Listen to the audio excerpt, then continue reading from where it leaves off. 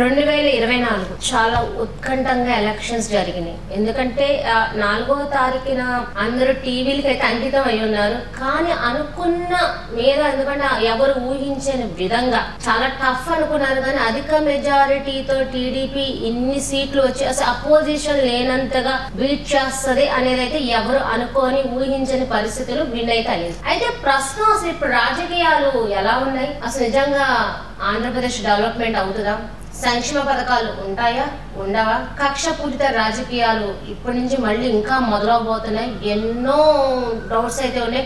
అది మన ఏంటంటే కొంచెం పెద్దవాళ్ళు ఎప్పటి నుంచో రాజకీయంగా ఉన్నవాళ్ళు, ప్రస్తుతం అందరి పార్టీలతో మమేకం అవుతూ ఉన్నవాళ్ళు, టీడీపీకి నమ్ముతూ వర్క్ చేస్తూ ఎంపీ గారు వెనక ఉండి మొన్న ఎలక్షన్స్ కూడా తనదైన శైలిలో గట్టిగా వర్క్ చేసి టీడీపీ అధిక మెజారిటీతో గెలిచేలాగా ఆయన సపోర్ట్ చేశారు. ఆయనే వలభనేని నరసింహ చౌదరి గారికి ఈరోజు మన ఇంటర్వ్యూ. నమస్తే అండి. సార్, ప్రస్తుతం మనం టీడీపీ గురించి కానీ పార్టీల గురించి మాట్లాడుకునే ముందు అసలు మీరు రాజకీయాల్లోకి ఎలా వచ్చారు? మీ కుటుంబ నేపథ్యం ఏంటి? మా కుటుంబం, మా తాతగారు మున్సబ్గిరిగా ఉండేవారు, కాంగ్రెస్లో ఉండేవారు. కానీ ఎప్పుడైతే కాంగ్రెస్ బాగా వాతావరణం ఆంధ్రప్రదేశ్లో బాగా కిందకి వెళ్ళిపోతున్న ట్రైన్లో ఎన్టీ రామారావు గారు, మేము అప్పుడు కరెక్ట్గా 23 ఏళ్ళు, 82లో పార్టీ పెట్టారు. అప్పుడు కూడా నేను ఆయనతోనే ఉన్నాను. 83లో ఆయనతో నేను నడిచాం. ఎన్టీఆర్తో అంటే ఆయన మేము యూత్ కదా, బాగా ఆయన ఫ్యాన్స్, ఆయన పిక్చర్లన్నీ చూసేవాళ్ళం మేము. ఇప్పుడు ఫస్ట్ రోజే చూడాలి మేము. అట్టా మేము అడవి రాముడు ఇవన్నీ కూడా బాగా, వేటగాడు, ఆ రోజుల నుంచి ఆయన ఫ్యాన్స్గా ఉండేవాళ్ళం. సో ఆయన వచ్చిన దాని మీద యూత్గా మేము తిరగటం, మాకు కొంచెం పరిచయాలు ఉంటాం. ఒడ్డే శోభనాథేశ్వరరావు, ఇక్కడ నెహ్రూ గారు, అట్లా అన్నీ ఉన్నాయి. నాదెల్ల భాస్కరరావు, అట్లా కాకానంగరత్నం గారి ఇంట్లో మనుషులుగా ఉండేవాళ్ళం మేము, ఇంటి సభ్యుల్లాగా. అక్కడ నాకు ఆయన తెలుగుదేశంకి వచ్చారు. వస్తే అక్కడ నాకు రూమ్ ఇచ్చేవారు. యూత్ అప్పుడు నేను బాగా ఉయ్యూరులో 22 నుండి 23 22 నిండినాయి. సో యూత్ వాళ్ళ ఇంట్లో నాకు రూమ్ ఇవ్వటం, మొత్తం యూత్ ఆర్గనైజ్ చేసేయటం ఉయ్యూరు దాంట్లో. సో అట్టా బాగా చేసాము. అట్టా కొన్నాళ్ళైనా 95లో ఉపేంద్ర గారు, మా ఊరు పెద్ద లీడర్, ఆయన సెంట్రల్ మినిస్టర్ చేశారు.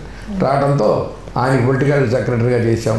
అంటే వాళ్ళ అల్లుడు లగడపాటి రాజగోపాల్ గారు నాకు స్టూడెంట్ లైఫ్ నుంచి మా తమ్ముడు క్లాస్మేట్తో నాకు బాగా క్లోజ్. అందులో లగడపాటి రాజగోపాల్ గారి ద్వారా ఉపేంద్ర గారికి నేను పొలిటికల్ సెక్రటరీగా చేరి సేవ చేశాను. 2004 వచ్చేపాటికి లగడపాటి రాజగోపాల్ గారే దీంట్లోకి వచ్చారు కాంగ్రెస్కి. సో అటు నుంచి ఆయనకి 2014 దాకా ఆయనతో ఉండి 2014లో తెలుగుదేశంలో నాని గారు వచ్చాడు. నాని గారు అట్లాగే ఇక్కడ గద్దె రామ్మోహన్ గారు వాళ్ళకి చేయడం జరిగింది. చేసి 19లో డైరెక్ట్గా తెలుగుదేశంలో చంద్రబాబు గారి దగ్గర నేను వన్ టౌన్ బేగ్ గారు అబ్బాయి, మాజీ మినిస్టర్ గారు అబ్బాయి కలిసి వన్ టౌన్లో చేరటం జరిగింది. అక్కడ నుంచి డెడికేటెడ్గా ఉన్నాం. అప్పుడేదో ఓడిపోయాం, కానీ అట్లాగే తెలుగుదేశంలో ఉంటా, పార్టీతోనే ఉంటా, ఎక్కడికి బయటికి వెళ్ళలేదు, పార్టీతోనే ఉన్నాం. ఈసారి చిన్ని గారు వస్తే ఆయన చేసే సేవా కార్యక్రమాలకి వాటికి అట్రాక్ట్ అయ్యి, సో అన్నా క్యాంటీన్లు ఘోరంగా అన్ని చోట్ల పడగొట్టి తీసేయడం జరిగింది గత ప్రభుత్వంలో. చాలా వికృతాలు చేశారు ఆ గవర్నమెంట్. దాంట్లో అన్న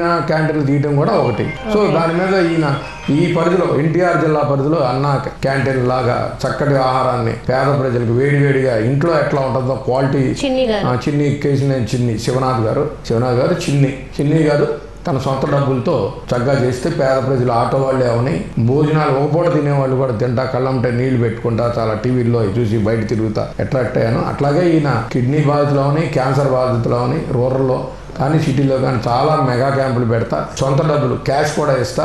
అలాగే తిరగడానికి హైదరాబాద్ వెళ్ళాలన్నా ఎక్కడున్నా కొంతవరకు ఎడం చేతితో ఇచ్చే క్యాష్ కుడి చేతితో తెలవకుండా అట్లా చేశారు ఆయన. చాలా మంది చెప్పారు నాకు. సో దాని మీద నేను అట్రాక్ట్ అయ్యి ఈయనతో వెళ్దామని నిర్ణయించుకుని నా అంతగా నేనే వెళ్ళి ఆయనకి పొలిటికల్ సెక్రటరీగా చేరి ఈ ఎలక్షన్ చేయడం జరిగింది. ఓకే, మీరు ఎలక్షన్ అంతా ప్రతిదీ పొలిటికల్ అంటే మీరు ఉద్యోగం చేసేవాళ్ళ, మీది మీ వాళ్ళ బిజినెస్, మీ కుటుంబ నేపథ్యం ఏంటి? యాక్చువల్గా నేను నార్త్లో అగ్రికల్చర్ బేసి చదివా, బెనారస్ అవతల బలియాలో, చంద్రశేఖర్ గారి కాన్స్టిట్యున్సీ. చంద్రశేఖర్ గారితో కూడా నాకు మా కాలేజ్ ప్రెసిడెంట్గా చేశారు. ఆయనతో పరిచయం, జనతా పార్టీలో ఉండేవారు.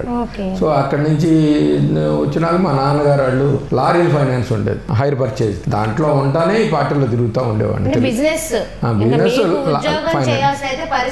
ఉద్యోగం కోసం వచ్చాం, కానీ ఇట్లా పాలిటిక్స్ దాంట్లో అట్రాక్ట్ అయ్యి పెద్దగా బిజినెస్ ఏం చేయలేదు. ఈ ఫైనాన్స్ కంపెనీ మా నాన్నగారు పెట్టిన దాంట్లోనే ఉండేవాళ్ళం. ఏదో అగ్రికల్చర్ ఇన్కమ్ వచ్చేది, ఈ ఫైనాన్స్లో వచ్చేది. దాంతో కూడా ఉద్యోగానికి నేను చదువుకున్న అగ్రికల్చర్ బేస్ ఎమ్మెల్సీకి వచ్చినాయి కానీ ఉద్యోగాలు గవర్నమెంట్ నుంచి నేను వెళ్ళటం జరగల. పొలిటికల్ మీద ఇష్టము, ప్యాషన్ ఈ రెండింటిని చేసుకుంటూ వెళ్ళగలిగాం. ప్రస్తుతం చూసుకుంటే మన మధ్యన కేసీఆర్ నాని చిన్ని గారి సంబంధించి కూడా ఇష్యూస్ కూడా గట్టిగా అయినాయి ఎంపీ సీట్ మీద. ఇంకా చంద్రబాబు నాయుడు గారు నాని గారు రానివ్వట్లేదు, చిన్ని గారికి ఈసారి ఇవ్వచ్చని, ఈ తరుణంలో కూడా ఇంకా ఇవ్వరని డిక్లేర్ చేసి నాని గారు ఇష్యూస్ చేయడం ఏంటి అసలు ఇదంతా ఏం జరిగింది? వాళ్ళిద్దరి మధ్యలో జరిగినాయి బయట రూమర్లు వచ్చిన వాస్తవం, కానీ అంత ఖచ్చితంగా చంద్రబాబు గారు అట్లా అన్నారని నేను అనుకోను. అంటే బయట ఎక్కడా డిక్లేర్ అవ్వాలి, ఏ రోజు కూడా నీకు సీట్ ఏమన్నా అంటాం కానీ స్టేట్మెంట్ ఇవ్వడం కానీ పార్టీ ఇటు వెళ్ళిపోమంటాం కానీ జరగల. ఆయన చాలా జాగ్రత్తగా ఛాన్సులు ఇస్తారు లీడర్స్కి. సో అట్టయితే జరగలేదు. ఏదైనా ఆయనంతటిగానే వెళ్ళిపోవడం జరిగింది. సో రీజన్స్ వాట్ ఎవర్, అతను మనసు బాధపడి ఉండొచ్చు, ఏమో రకరకాలు. తమ్ముడిని ఎంకరేజ్మెంట్ చేస్తున్నారని ఒక రూమర్ ఉంది. సో ఏ రోజు కూడా ఈయన పార్టీలో చేరల. కేసీఆర్ చిన్ని అని ఇట్లా సేవా కార్యక్రమాలు, అన్నా క్యాంటీన్లు, ఇట్లా మెగా మెడికల్ క్యాంపులు, తన చోతున సహాయం పేదలకు చేసుకుంటే వెళ్ళాడు. కానీ అవన్నీ చేసింది కూడా తన సొంత నిధులతో తెలుగుదేశం పార్టీ సంబంధించి కేసీఆర్ని చిన్ని గారు చేసినా మరి అది అన్న ఇక్కడ ఉండగా మరి చిన్ని గారు తెలియక సంవత్సరాల నుంచి పార్టీకి చేస్తున్నట్టే కనిపిస్తుంది. అంటే గతం నుంచి కూడా వాళ్ళ అన్నయ్యకి బ్యాక్ బోన్ గా ఉండి ఆర్ట్ఫుల్ గా చేశాడు. వాళ్ళ అన్నయ్య మీద ప్రేమ ఉంది అతనికి.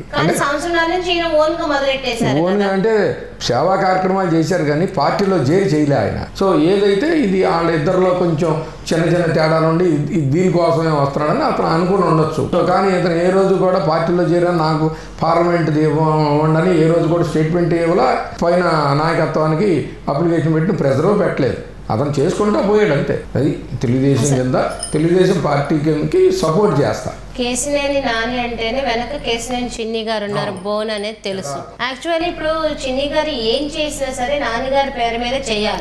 కానీ నాన్నగారి పేరు కాకుండా ఆయన సొంతగా సంవత్సరాలు 2 సంవత్సరాల నుంచి టీడీపీ పేరు అంటే సంబంధించిన అన్నా క్యాంటీన్ గారు ఓన్ గా ఆయన ఎందుకు నడిపారు, ఏం ఆశించకుండా ఎలా నడుపుతారు? కేసినేని ఫౌండేషన్ అని పెట్టి వాళ్ళ తాతగారు, ఆ ఫ్యామిలీ, వాళ్ళ తాతగారు ఫస్ట్ నుంచి ఇప్పుడు నాని చిన్ని గారుగా తాతగారు కేసినేని వెంకయ్య గారు అని బాగా ఫేమస్. ఆయన చక్కగా ఫస్ట్ లో ఇంద్రారావుతో స్టార్టింగ్ నుంచి విజయవాడలో పార్టీలో ఉండి ఆయనే మెయిన్. సో అట్టా వచ్చారు.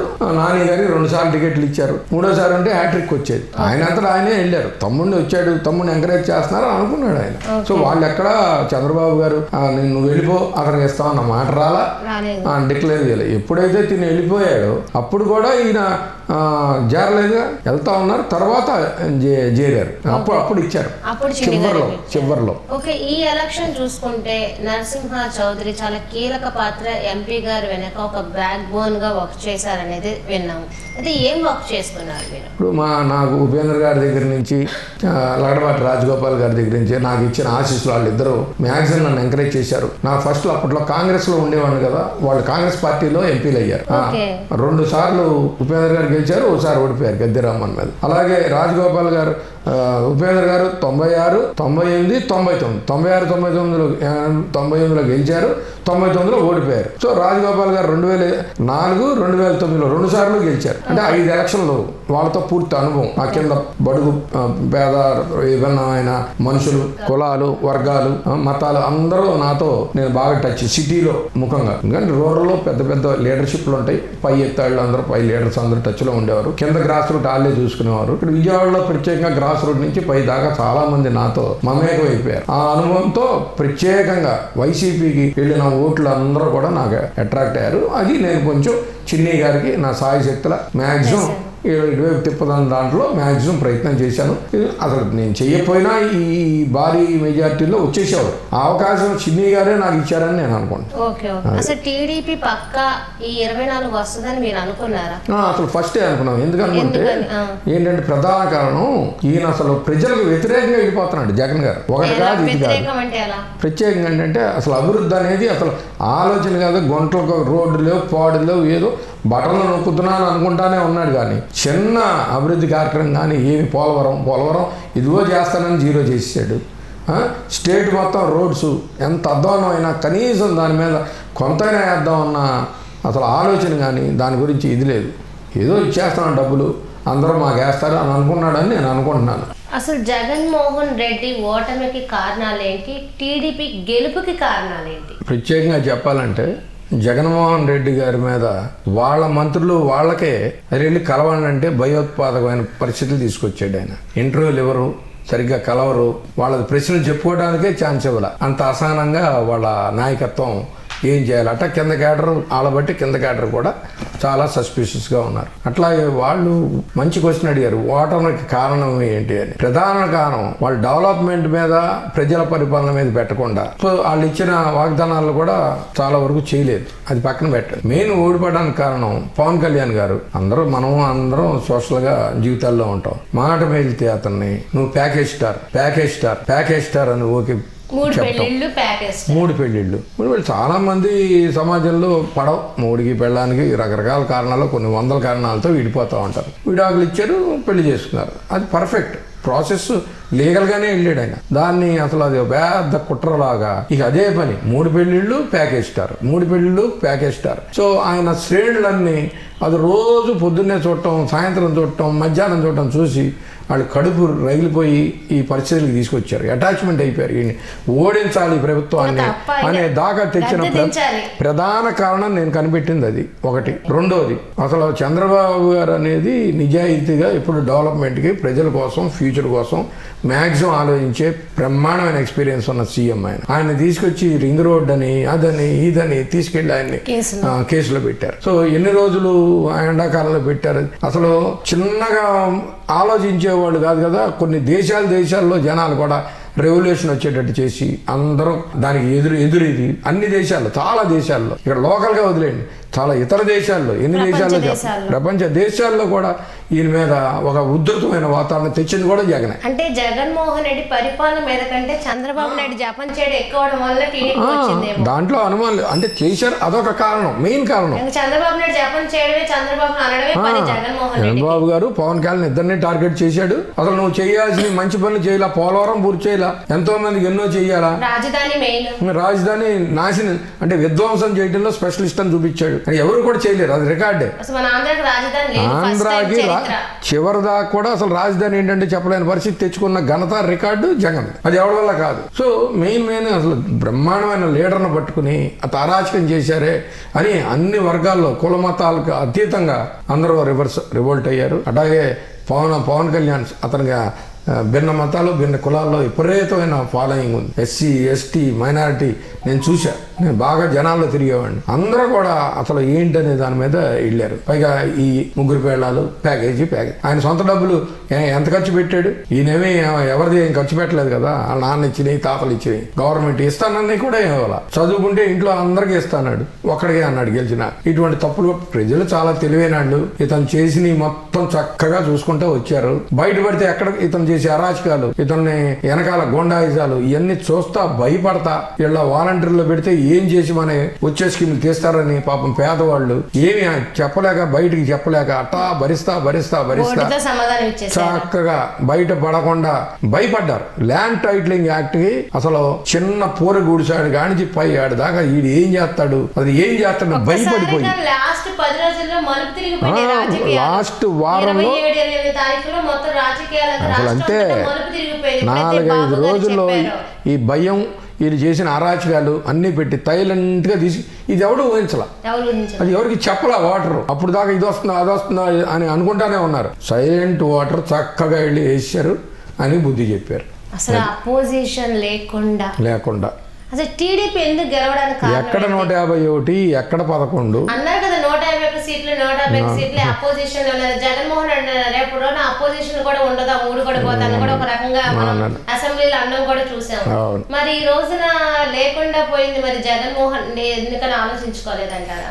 ఆలోచించుకున్నా అతను ఒక మొండితనంతో వెళ్ళిపోయాడు. అతను ఎవరిని కలవడం, అతను ఎవరితో మాట్లాడుతుంటే ప్రజలతో. ఇప్పుడు చంద్రబాబు గారు ఇప్పుడు సీఎం అయ్యారు, లోకేష్ ఎంతమంది కలుస్తున్నారు? ఇప్పటికి 5-6 సార్లు కలిసి వచ్చాను నేను డైరెక్ట్ గా వెళ్ళి, ఇన్ఫ్లుయెన్స్ లేకుండా. అట్లా యాక్సెస్ ఉంది. మీరు వెళ్ళి కలవాలంటే అక్కడికి వెళ్ళిపోవాలంటే టక్కని వచ్చారా వెంటనే పంపియండి ప్రచారం అంటారు. వాళ్ళ దాంట్లో అసలు ఎక్కడ ఉంది ఆ స్వేచ్ఛ? లేదు. ఇవన్నీ స్వయం కృతాపరాధం ఎక్కువ, అలాగే అనుభవం తక్కువ. అతను వాళ్ళల్లా కాన్సన్ట్రేషన్ చేసింది ఆ ఇసుక, లెక్కరు, అటువైపు వెళ్తే అడవుల్లో ఎర్రచందనం, ఇటువంటివి 5-6 హెడ్లు పెట్టుకుని అంతా నాశనం చేశారు. ఇప్పుడు దాంట్లో ప్రజలు ఏమనుకున్నారు, ఒక్క చంద్రబాబు ఒక్కడే ఈ దరిద్ర పొజిషన్ నుంచి బయటపడేయగలరు అని నిర్ణయం నిర్ణయించుకున్నారు. ఇతను ఇచ్చేదానికన్నా బెటర్ ఇస్తారు తెలుగుదేశం వాళ్ళు అని అది కూడా నిర్ణయించుకున్నారు. చంద్రబాబు అనే ఆయన లీడర్ చేసి చూపిస్తాడు గ్యారెంటీ. అంటే భవిష్యత్తుకి ఇంకా మార్గం ఎవరైనా ఉంటే చంద్రబాబు నాయుడు తప్పితే ఇప్పుడున్న పరిస్థితుల్లో ఆంధ్రప్రదేశ్ ని ఎవడు కాపాడేవాడు లేడని ప్రజలే నిర్ణయించుకున్నారు. ఎంత దరిద్రం చేసినా దీన్ని లేపగల శక్తి ఈ ఒక్క చంద్రబాబు నాయుడు సీఎం అయితేనే. గతంలో చాలా ఇచ్చేశారు లోకేష్ బాబు గురించి, ఇది రకరకాలుగా అతన్ని పప్పు అని ఇదని ఒక్కడి కామెంట్ చేయట్లా, ప్రూవ్ చేసుకున్నాడు. తను బాడీ షేప్ గురించి మాట్లాడారు, అన్నారు, మాట తీరు గురించి మాట్లాడారు, మళ్ళీ ఎలక్షన్ కార్పొరేటర్ గా కూడా పనికిరాడని మాట్లాడారు. మరి ఈ రోజు భారీ మెజారిటీలో థర్డ్ ప్లేస్ లో 90,000 పైచులకు మెజారిటీ, బాడీ షేపింగ్ లో కూడా ఆయన మాట్లాడే విధానంలో స్పష్టత, ఎవ్వరు ఏదంటే దానికి తిరిగి సమాధానం ఇచ్చే విధంగా తయారైంది. దానికి సమాధానం మొత్తం మూసుకున్నారే, అదే సమాధానం. ఎవరు ఒక్కడ కామెంట్ చేయలేకపోతున్నారు అతన్ని. ఈ గెలుపులో అతని భాగం కూడా ఉంది, ఫ్యూచర్ లీడర్ అతను. అట్లాగే పవన్ కళ్యాణ్ సొంత డబ్బులు అందరికి ఖర్చు పెట్టి బ్రహ్మాండంగా చేసే మనిషి. రైతులు అక్కడ ఫైర్ యాక్సిడెంట్ బోట్లు అయితే వాళ్ళందరికి ఎక్కడికైనా వెళ్ళి సొంత డబ్బులు కోట్లాది కోట్లు ఇచ్చాడు ఆయన. ఆయన్ని కామెంట్ చేసే స్టేజ్ లో ఉన్న లీడర్లు అటువైపు లేరు. నెక్స్ట్ 29 మళ్ళీ వైసీపీ పుంజుకొని వస్తుందంటారా? ఏమంటే ఈ కూటమి చాలా చక్కగా అందరూ అటాచ్ అయ్యి ఎవరికాళ్ళు ఈ ప్రభుత్వం చేసే పనులకు వ్యతిరేకంగా వెళ్ళారు, చక్కగా అటాచ్ అయ్యారు. వారు అందరూ కులాలకు అతీతంగా మతాలకు అతీతంగా బీజేపీ కానీ పవన్ కళ్యాణ్ పార్టీ కానీ జనసేన పార్టీ కానీ తెలుగుదేశం కానీ చక్కగా కూడింది, చక్కగా జరుగుతుంది. పైగా మెజారిటీ చాలా వచ్చింది తెలుగుదేశానికి. ఢిల్లీలో కూడా బీజేపీ వచ్చింది. ఢిల్లీలో ఇవన్నీ చూసుకుని పవన్ కళ్యాణ్ ఇద్దరు కలిసి ఈ పోలవరమే కానీ ఈ రోడ్లే కానీ యువతకి వెంటనే మెగా డిఎస్సి ఫస్ట్ డే చేసి పెట్టాడు కదా. 200 నుంచి 2,000 చేసింది చంద్రబాబే కదా. అలాగే 2,000 నుంచి ముక్కి 3,000 తీసుకొస్తే మళ్ళీ 4,000 చేసింది ఈయనే కదా. వెంటనే 4,000 చేసింది ఆయనే కదా. సో అట్లా చక్కగా ఈ ల్యాండ్ టైటిల్ యాక్ట్ వచ్చిన వెంటనే ఫస్ట్ తీసాడు. ఎవరు భయం అక్కల్లా మేము ఉన్నాం, తెలుగుదేశం ప్రజల కోసం వచ్చిందని నిరూపించాడు చంద్రబాబు. చక్కగా తీసుకెళ్తారు. అనుభవజ్ఞులు చాలా చక్కగా మినిస్ట్రీలకు కూడా ఇచ్చాడు. అన్ని ప్రత్యేకంగా చంద్రబాబు గారే చూసినట్టుగా పర్యవేక్షణ చేస్తున్నారు. ఆయనకున్న అనుభవమే ఆంధ్రప్రదేశ్ శ్రీరామ రక్ష. ఈ యువతగా ఇక లోకేష్ గారు ఎంట ఉండనే ఉన్నారు చూసుకోవడానికి. పవన్ కళ్యాణ్ యాక్టివ్ మన శాఖలన్నీ బ్రహ్మాండాన్ని ఇచ్చారని ఆయనే సాటిస్ఫై ఉన్నారని పత్రికల్లో చూసాం.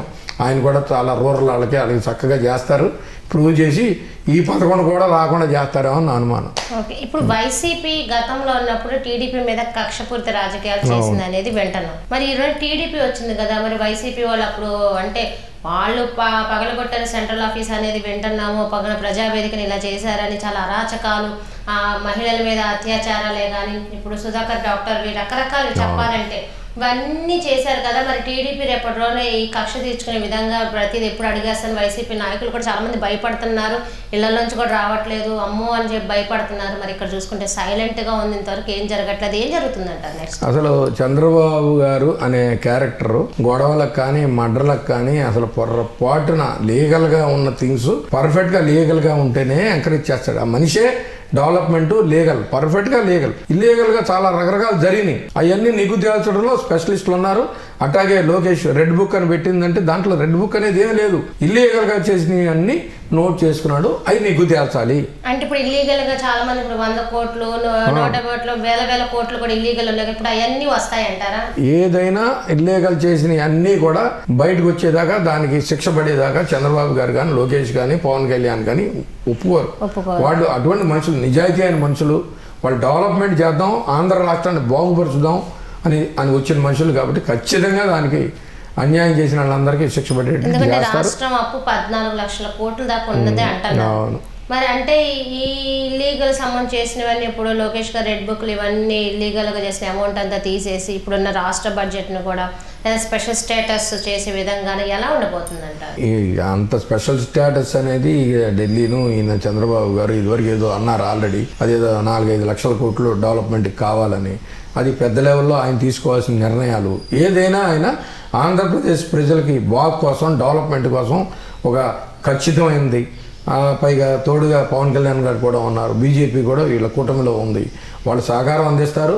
చంద్రబాబు గారు పవన్ కళ్యాణ్ గారు సరైన నిర్ణయాలు తీసుకుని ఆంధ్రప్రదేశ్కి ఖచ్చితమైన న్యాయం, డెవలప్మెంటు, యూత్కి ఫ్యూచరు, జాబులు కూడా చాలా తీసుకొస్తారని నేను ఆశిస్తున్నా. వాళ్ళ ఆలోచనే వేరు, ఆలోచన మంచి చేద్దామని, వాళ్ళు డిస్ట్రక్షన్. ఇది తేడాను కనిపెట్టి జనాలు చాలా సైలెంట్గా బుద్ధి చెప్పారు. వాళ్ళు ఇంకొకసారి మళ్ళీ ఇటువంటి డెసిషన్ తీసుకుంటారు, తప్పు డెసిషన్ తీసుకుంటారని నేను అనుకోను. మేమైతే చాలా మంది వ్యాపారస్తులు ఇంటర్వ్యూలు కానీ వ్యాపారస్తులు మాట్లాడడం అయితే జరిగింది. అంటే తెలియదు ఏంటంటే అండ్ రెడ్డిస్తో కూడా మాట్లాడడం జరిగింది కొన్ని. వాళ్ళందరూ కూడా చంద్రబాబు నాయుడిని కోరుకున్నారు. ఏంటి వ్యాపారానికి చంద్రబాబు నాయుడికి ఏంటి రిలేషన్? ఎందుకంటే ఈ డెవలప్మెంట్ అయితే ఆ రొటేషన్, ఇప్పుడు బిల్డింగ్ కడతారు, మీరు బిల్డింగ్ కడితే తాపీ వాళ్ళు వస్తారు, సెంటరింగ్ వాళ్ళు వస్తారు, ఒకళ్ళు కాదు ఇది కాదు, అది కొట్లాళ్ళు వాళ్ళ యువతి, వాళ్ళ దగ్గర పనాళ్ళు, ఇట్లా సర్కిల్ తిరుగుతూ ఉంటుంది. ఇది వ్యాపారం జరిగితే ఆగదు. అది చక్కగా అందరికీ జీవన విధానం బాగుంటుంది. మా ఇల్లు నేను రెనోవేషన్ చేసావు సంవత్సరం క్రితం. ఎలక్ట్రీషియనే కానీ, సీలింగ్ అతను కానీ, తాపీ అతను కానీ ఇవన్నీ అన్నారు, నాతో ఖచ్చితంగా అన్నారు. సంవత్సరం ముందు చెప్పారు, మేమందరం జగన్కి వేసామండి, మా దగ్గర ఫుడ్ ఇట్టా పోతున్నాను అనుకోలేదు. చంద్రబాబు అప్పుడు మేము ఆయన సీఎంగా ఉన్నప్పుడు నెల 15 రోజులకి మేము డేట్ ఇవ్వడానికి డేట్ ఉండేది కాదు, అన్ని పనులు ఉన్నాయి. ఇప్పుడు మాకు తెలిసి వస్తుందండి, మంచి ముఖ్యమంత్రి ఉంటే మనకి జీవనోపాధి ఎట్టా వెళ్తుంది. ఇట్టా అరాచకాలు చేసేవాళ్ళు ఉంటే మా అంతటా మేము వేసి కూలిచ్చి కొట్టించుకున్నాం అని చెప్పినాడు నాకు. నేను అప్పుడే అనుకున్నా గ్యారంటీగా గవర్నమెంట్ పోతున్నాను. కొండ కొద్దీ మరీ నాశనం చేసుకున్నారు. వాళ్ళు గుండాయిజం నమ్ముకున్నారు, అభివృద్ధి లేదు. అప్పుడు ఇంట్లో ఎంతమంది చదివితే వాళ్ళందరికీ హెల్ప్ చేస్తాను అన్నాడు కదా, చివరికి ఇప్పుడు ఒకటికే ఎత్తారు. ఇటువంటి చేసుకుంటూ పోయాడు. సో ఆయన డెవలప్మెంట్ లేదు. చంద్రబాబు అయితే మాత్రం డెవలప్ చేసుకుంటానే వీళ్ళందరికీ సంక్షేమ కార్యక్రమాలు చేస్తాడు. వాళ్ళ కూటమిలో బీజేపీ మంచి పొజిషన్లోనే ఉంది. ఈయన కూడా గట్టిగా పవన్ కళ్యాణ్ రైట్ హ్యాండ్ లో ఉన్నాడు. వీళ్ళిద్దరూ కలిసి చాలా మంచి పనులు చేస్తారని నేను ఆశిస్తున్నాను. నెక్స్ట్ రాష్ట్రం ఇప్పుడు ఈ 5 సంవత్సరాలు తక్కువ టైం అనొచ్చు, నిజంగా ఎంతవరకు అభివృద్ధి చెందిద్ది అనుకుంటున్నారు? మాక్సిమం ఈయన 2 సంవత్సరాలు 2.5 సంవత్సరాల పోలవరమే కానీ రైతులందరికీ న్యాయం చేస్తాడు. అది ఎప్పుడో ఈయనుంటే ఆయన 2 సంవత్సరాల్లోనే అయిపోయింది. ఇప్పుడుకైనా ప్రజలు మంచి నిర్ణయం తీసుకున్నారు. ఆ పోలవరం పూర్తి చేసేస్తారు చాలా చక్కగా. అందరికీ ఇక్కడి నుంచి వైజాగ్ దాకా వాటర్ కూడా ఇక్కడి నుంచి వెళ్తుంది, పోలవరం దగ్గర నుంచి. అది కళ్ళంటే చూస్తాం మనం. అట్లాగే ఈ మీ రాజధాని మీ గుంటూరు, తెనాలి, విజయవాడ దాకా కూడా చాలా అద్భుతాలు జరుగుతాయి గ్యారంటీగా. చాలా మంది పనులు వస్తాయి, జాబులు వస్తాయి. అంతా సస్యశ్యామలు అవుతుందని చంద్రబాబు గారు, పవన్ కళ్యాణ్ గారి ప్రభుత్వంలో చక్కగా జరుగుతుందని నేను ఆశిస్తున్నా. కూటమి జయం చాలా లాభదాయకం. మీరు ఇన్నాళ్ళ నుంచి పార్టీలో కట్టుబడి ఉండి పార్టీకి నమ్మకమైన వ్యక్తిగా చిన్ని గారి విజయానికి కూడా తోడుగా ఉన్నారు కదా, మీకు నెక్స్ట్ ఏదైనా పదవి రాబోతుందా? అది చిన్ని గారు నాకు ఇచ్చిన అవకాశం అనుకుంటున్నా ఈసారి వర్క్ చేయటం. నాకున్న ఎక్స్పీరియన్స్ మొత్తం, ఆయన మంచి మనిషి, అటువంటి నాయకుడు వస్తే చాలా మంచి పనులు చేస్తారు అని నమ్మి ఆయన సాయశక్తిలో నేను చేశాను. ఆయన చేస్తారు, నేను అడుగుతాను, నా అవకాశం ఉంటే చేస్తారు. ఆయన చూశారు కదా. ఎందుకంటే ఇప్పుడున్న గవర్నమెంట్ తెలుగుదేశం పార్టీ అనేది కక్షపూరిత రాజకీయాలు చేసే విధంగా లేదు. ఏది చూసుకున్నా సరే లీగల్గానే ఏదైనా సరే చట్టరీత్యా వెళ్తారే తప్ప ఇలా అప్పుడు గతంలో ఉన్న వైసీపీ పార్టీలాగా అరాచకమైన పరిపాలన అయితే ఉండదు. ఇప్పుడు ఏదైనా చూసుకుంటే డెవలప్మెంట్ మీద ఆలోచన ఉంది, కానీ ఇలాంటి వాళ్ళ మీద ఎదురు దెబ్బ కొడదామనే ఆలోచన అయితే ఎక్కడా లేదు. చంద్రబాబు నాయుడు డిసిప్లిన్ ప్రతిదీ లీగల్గా ఉంటుంది, కానీ అలాంటిది కాదు. లోకేష్ గారు కూడా ఇప్పుడు యువకుల్ని ప్రతి ఒక్కరిని కలిసి వాళ్ళకి ఉద్యోగాలు ఇచ్చే దిశగా కూడా వెళ్తున్నారు. పవన్ కళ్యాణ్ గారు ఈ విజయానికి కూడా మెయిన్ కారణం అని కూడా అంటున్నారు. మరి మరొక ఇంటర్వ్యూలో మిస్ రావడం మమ్మల్ని మళ్ళీ కలిసి అందరూ సెలవు. నమస్కారం.